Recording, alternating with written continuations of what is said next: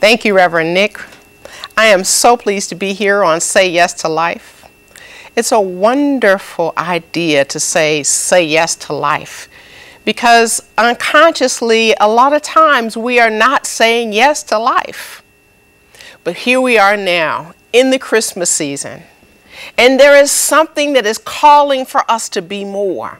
There is something within us that is emerging even more powerfully and greater than it has the whole year long. There's a sense that each one of us has, that there's a light that's awakening within us. We want to be kinder. We want to be charitable. We want to celebrate our joy with each other, coming together with our family, coming together in our worship centers, wherever they may be. And when we do so, there's a sense that there's something that's shifting, something that's changing, because we also know that just around the corner is a new year. But the Christmas time is a time for more Christ. And don't be mistaken, Christ is not simply a name that is a surname for Jesus. The Christ is a cosmic Christ energy. When we realize the presence of the Father that is within us, that is emerging and is always present. And so when we are able to embrace this Christ consciousness, then we're able to truly know our oneness in God. And when we know our oneness with God, then the promise that Jesus gave is truly fulfilled. There are so many myths around the Christmas season, and there are so many elements, both from pagan traditions as well as other kinds of Christian philosophies and theologies, that brought together this thing that we call Christmas. I like to think of it as more Christ, as mas meaning more and Christ as I've just defined. But there's an interesting number of stories that support this season. One of which is the story of St. Nicholas, who was an actual person. Now, St. Nicholas was known to be someone who secretly gave gifts to people. And there was one poor man, that they call him poor because he didn't have many resources. But he had 3 daughters, and he very much wanted them to be wed, each of them. And there are many stories about how St. Nicholas provided for them for their dowries. And one such story tells the saint, who was not a saint at that time, but tells about how Nicholas would deliver money at night, unbeknownst to the man, this father of 3 women. And one such story said that he did this on 3 consecutive nights. The first night, the man was so overjoyed at receiving it, he didn't know what to do. When he got the gift the second night, he was sure it had something to do with that first night. And when he came the third night, the man was awaiting Nicholas. And he discovered him, and he was so grateful. And when he was bestowing his gratitude on St. Nicholas, Nicholas said, "Don't thank me, thank God." So many times we want to thank the person who is giving something to us, but it is truly the presence of God that is gifting us through one another. So we have an opportunity to be the face of God for all of those people who are in our lives. We are on a journey. It is a journey into light. And many times we feel as though we're in the darkness. And yet all the while we would not even know darkness if it weren't for the light that we truly are, because we carry the light of God within us. As we go through this season, having just come out of the winter solstice and the shortest day of the year, there is something about the energy of light that keeps us in our joy, that keeps us in a feeling of hope and possibility. And so it isn't really anything that is outside of us that can diminish the light that is within us. In the story that culminates on Christmas Day in this time that we live in, even though it is not believed that Christ was actually born in December by those who are scholars and who have really researched everything. But to follow the liturgical journey as we have been given, Mary and Joseph were hanging out with each other. They were really engaged to each other, but they weren't yet married. Now Mary was a special one. Mary is a special energy. She is so devoted to praising God and contemplating God and being in communion with her spirit. She is so devoted. And Mary represents the feminine, the soul. And in science of mind terminology, the soul is that receptive aspect of God that is receiving the divine impress or the word of God. And so Mary was very devoted in her spiritual practice. It is said that her soul magnified the Lord daily in the temple. So that means inside of her being, she was totally lifting up the name of God, the nature of God. Name and nature mean the same. And so she's often thought of as being that conservative, that conventional principle. That aspect that is startled when a new order of life is set up. So was Mary when she received the news from Gabriel, the angel. And Gabriel is that messenger that helps us to realize the demonstration of the I am personified as us. Gabriel was that messenger who was reminding us of our inner faculties so that we can elevate our consciousness and manifest our oneness with God.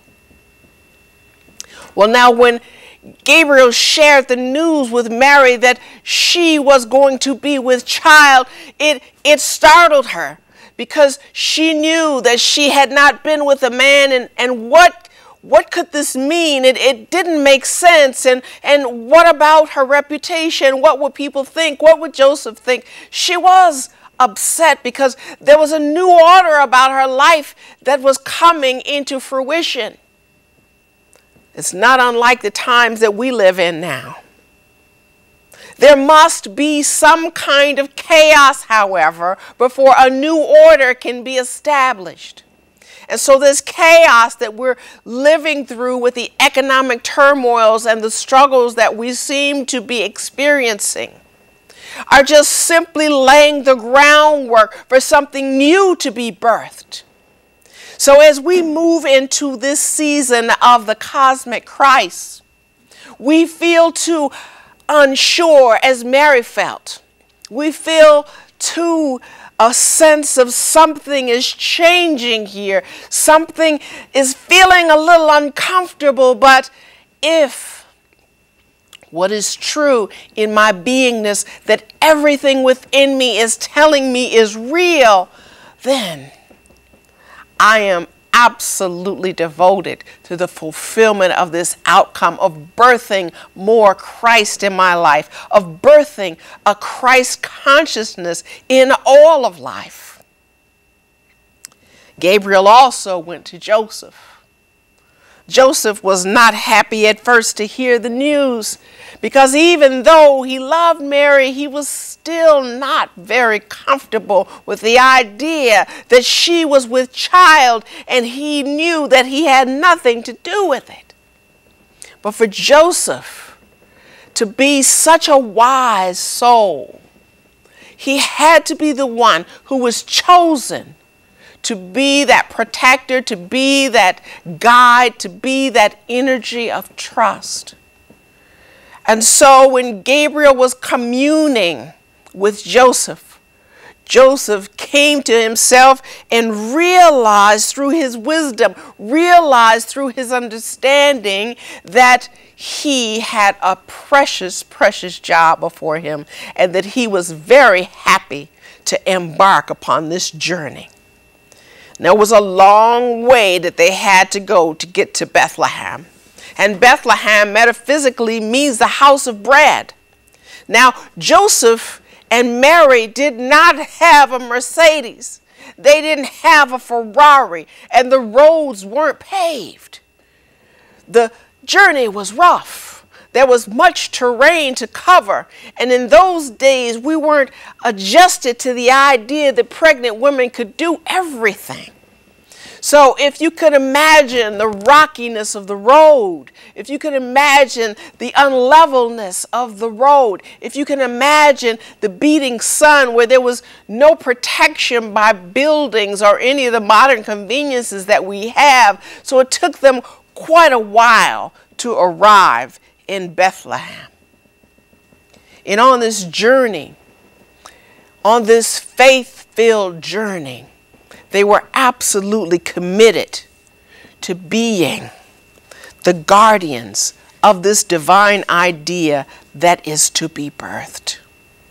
At the same time, there were some wise men who were coming from the east, because they represent the stored up resources of the soul, and something too stirred within them. They were stirred by a great spiritual revelation, and the star in the east represents an intuition. There was something that we all know when we have that intuition, but there was something that was stirring them to follow that star in the east, to follow that star that would lead them to find a king that was not limited by any of the earthly senses, that was not limited by any of the earthly ideas.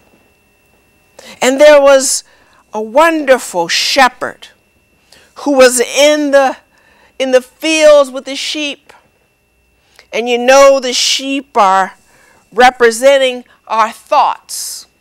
So the shepherd is watching over our thoughts. The shepherd was watching over his own thoughts.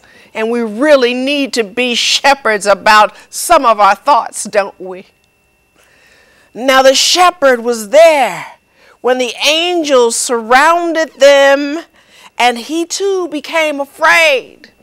There's something about when that energy so powerfully comes into our awareness, into our environment.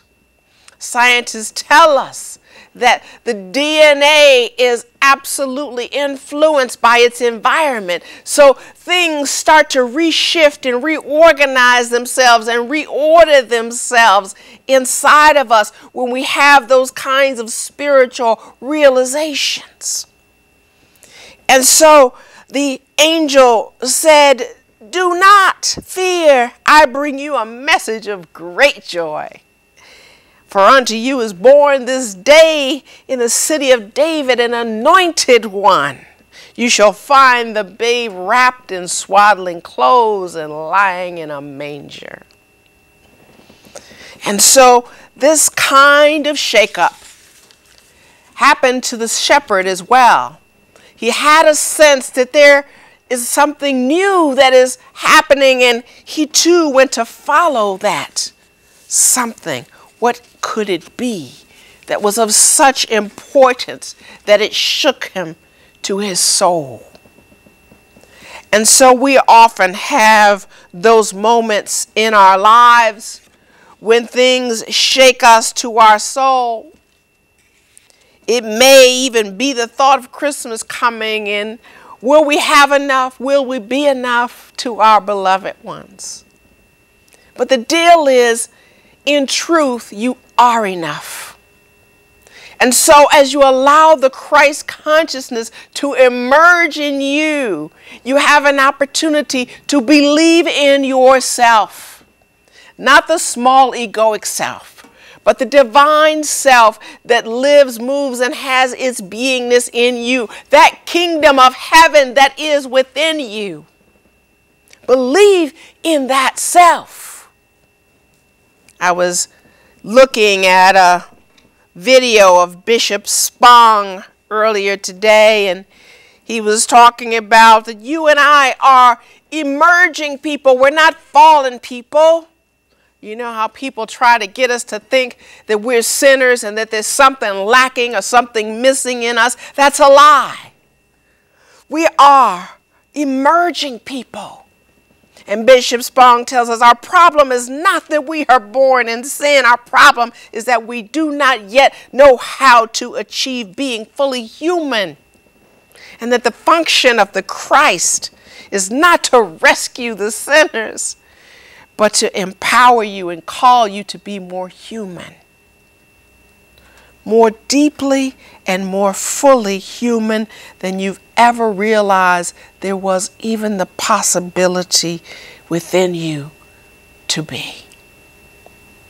So I invite you to know that maybe this thing that we call selfish doesn't need to be conveyed in terms of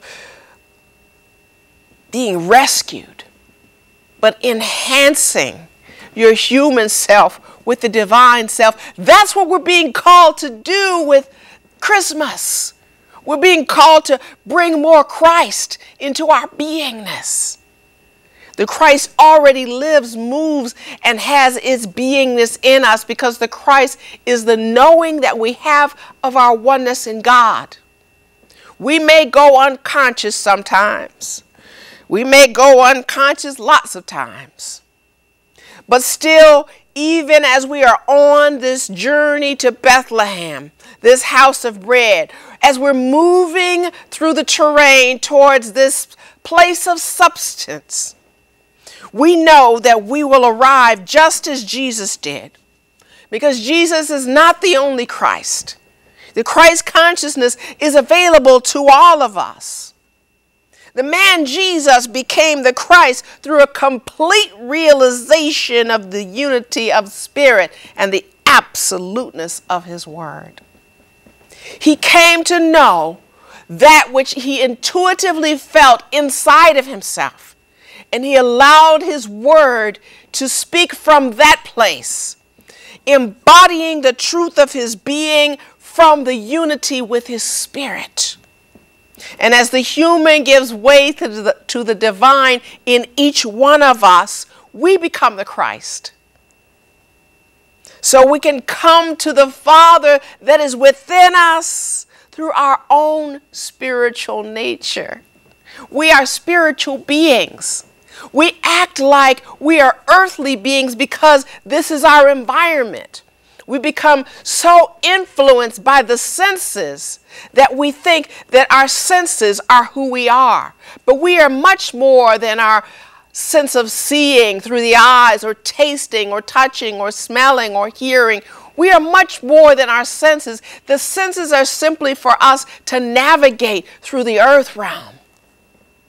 But King Herod represents the sense realm. He represents the ego. He represents those places within us that are so attached to the material things and so attached to some kind of self-importance that we have lost sight of who we are. And Herod represents that character that wants to prevent a conscious emerging of our divine identity, our Christ self. Herod wants to destroy anything that he thinks might challenge his power. So this is the same kind of struggle that we have between our egoic self and our divine self. It's the same challenge that we have when we think we want to play small, when we know that something bigger within us is calling for us to be more. So I know that there is that within every individual that partakes in the divine nature. the nature of the universal wholeness. And insofar as it operates, that is God itself. And so that's the meaning of the word Emmanuel. That's the meaning of the word Christ. To partake of the nature of the universal wholeness, we're whole. There's nothing missing. We're complete in and of ourselves because we were created out of the substance of the divine. We are God's creation, and that means we have everything within us that is the nature of God. So I'm so grateful to know that Joseph had an understanding at the level of his soul. His spirit awakened so that he could allow himself to be that wisdom that will come together with love. That wisdom and love represent Joseph and Mary carrying the Christ consciousness into fruition.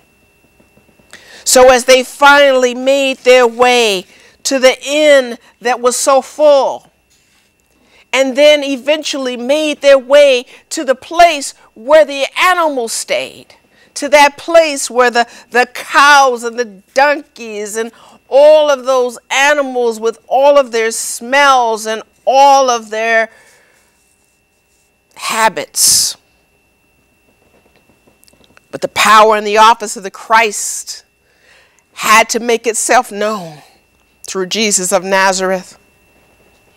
And so the prophet and the teacher needed to demonstrate the kingdom of heaven on earth through his powerful healing and teaching ministry. And he needed to come to awaken every human heart's potential and capacity to manifest the rich spiritual dimensions of heaven on earth. So not even Herod could stop this from happening. So even when he found out that this child was being born and he tried everything he could, there is nothing greater than the power of God. So remember that the next time you try to tell God about your big problems, you better tell your big problems about your big God. And so what I know is that the cosmic Christ is ushering a new era of coherence. The cosmic Christ is ending all of the separations and the divisions and the dualisms that we have been acting out with each other. This world that has been functioning for the most part without mysticism, without a direct relationship to God, that has to crumble so that a new order may come into being. And so as this cosmos, this wholeness, this unity, this coherence is coming into being in our hearts and in our minds, it goes beyond hope. Hope stands at the door when faith walks in. So when the Christ emerges, we are walking in expecting our good. We are absolutely knowing, as Joel Goldsmith knew, that as we study, as we read, as we meditate, as we pray, however we communicate with the divine within us, we are developing a state of consciousness which recognizes the Father within as the only actor, as the only activity, and we are paving the way for a true God experience. For a God experience is to know oneness with our Creator, so that we may hear the angels say in this heavenly host, which is all of us in absolute communion and union, glory to God in the highest, and on earth peace, goodwill toward men. In this moment, we know more Christ than we've ever known before. We know ourselves as we truly are, our real identity. For our divinity is our true identity. Merry Christmas. Have a ball in celebration of the Christ expanding in you. Celebrate to high heavens, literally and figuratively, and enjoy the wonderful heaven that you are living in even now. Namaste. I want to thank Reverend Nick for inviting me here today. Be sure to continue to tune in to Say Yes to Life. Give yourself an opportunity to remember who you are as your divine identity.